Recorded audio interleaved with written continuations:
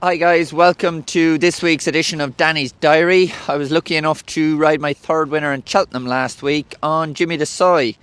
And yeah, we got some great headcam footage to have a look back over. And yeah, we'll take you on a little walk through there. We're going to take a look back at the headcam footage from Jimmy the Seuil winning the Coral Cup. Just as we pick it up here, we're approaching the second last hurdle. We've got Paul Townend on the favourite on my outside, Nico de Bonneville on the second favourite, and the JP McMahon Silks on my inside. We come down over this. Paul has kept a wide course like me throughout, and I'm in the perfect position here. Paul is just starting to die away. I'm going well enough that I can take a pull, get back onto Nico's tail, turning the bend, and just as we straighten up for the last, I peel off Nico's tail and start to lengthen and ask Jimmy to really get into stride down to the last. As we're coming up here, notice he's right here. It pricks on the approach to the last. It's often a sure sign that a horse is more in the tank. And from there to the finish line, he really extends. Got the crowd on my right, so I've switched my whip into my left hand, driven him out to the line. And what a feeling that is. Crossing the line in Cheltenham, looking at the big screen, being the only one at the top of the hill. That's something very few people get to experience, and every time I've done it, it's felt every bit as special.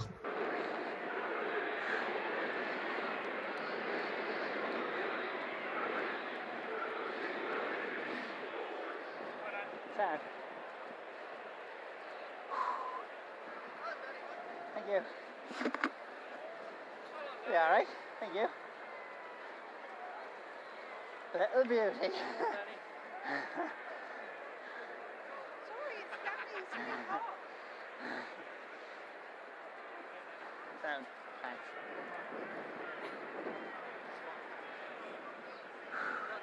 Sound. Looking ahead, the next big meeting is the Grand National in Aintree. And yeah, it looks like a very competitive race again. The Gold Cup winner won't be in the race, but there's still plenty more that will catch your eye. Some of Willie Mullins' ones. We have I Am Maximus, top weight, last year's winner. He was very good around there last year, and he looks like he's prepped for the race again. Two that ran in Fairy House, Nick Rocket and Minella Cocooner. Both had nice preparations. I think Nick Rocket is on a lot of short lists, but I wouldn't forget about Minella Cocooner. He really came to himself in the spring of last year when winning the race in the Bet365 and also a very good run, the Irish National. So yeah, I'd give him a good chance, and Nick Rocket speaks for himself. He's got loads of ability. Some of the others to give a mention to are the horse I rode last year, Meeting of the Waters, only 10-7 on his back. You know, I think he has to be respected, but had maybe a disappointing run of form so far this year. Grangeclare West, another one, bit disappointing in Navan the last day, but his run in Leopardstown, where he was second behind Gallopin the Champ, and the Gold Cup winner, I know the way you're thinking, was behind him. That reads quite well, although he's got 11-8, he's a class horse. Appreciated, won nicely in Thurles the last day, but yeah, funny old horse to get your head around. His grade 1 form when he was just behind Fast or Slow and the John Durkin with Gallopin the Champ behind him that day reads really well. He'll be an interesting one, and at a big price too. Capodanno, another, I've ridden him in the race before. He likes it around Aintree. Last year the race was over pretty much when he stumbled at the second fence with Keith Donoghue, so I think he's a lot better in that form and could be going there with a chance. For myself at the weekend, I'm in Navan. I've got a good book of rides there. First ride up is Johnny Orr, who is for the Crawfords. He was third in air the last day. That experience will stand to him well, and I think he'd run a nice race.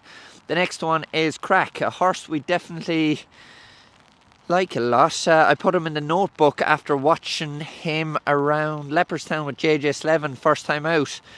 He maybe disappointed somewhat in Naas the next day, but they've decided to drop him back to 2 miles here, which should really suit. I think Crack will go very close. Kimmy runs here after a disappointing run in Naas the last day. She was a very good third at the Dublin Racing Festival, and getting back on a bit of nice ground should really suit her. Smooth Scotch is another I ride for Crawford's in the later maiden hurdle. His form reads quite well. He was 5th in a downrild maiden behind Air of Entitlement, who went on to win in Cheltenham, and 3rd in Navan the last day. The second horse on that occasion was 4th in the novice hurdle in Cheltenham as well, 40 coats, so that's quite strong form for him. My last ride in the day is Blue Defner. He runs in the 60 grand novice handicap chase.